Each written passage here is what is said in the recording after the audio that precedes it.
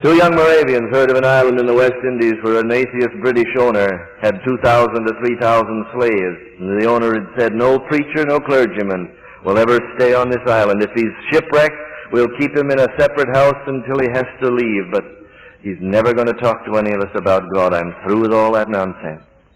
3,000 slaves from the jungles of Africa brought to an island in the Atlantic, and there to live and die without hearing of Christ. Two young Moravians heard about it.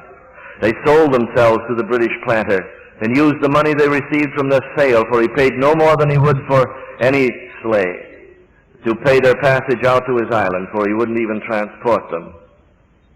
And as the ship left the river at Hamburg, left its pier in the river at Hamburg, and was going out into the North Sea, carried with the tide, the Moravians had come from Herrnhut to see these two lads off in the early 20s, never to return again, for this wasn't a 4-year term. They'd sold themselves into lifetime slavery, simply that as slaves they could be as Christians, where these others were. The families were there weeping, for they knew they'd never see them again. And they wondered why they were going and questioned the wisdom of it.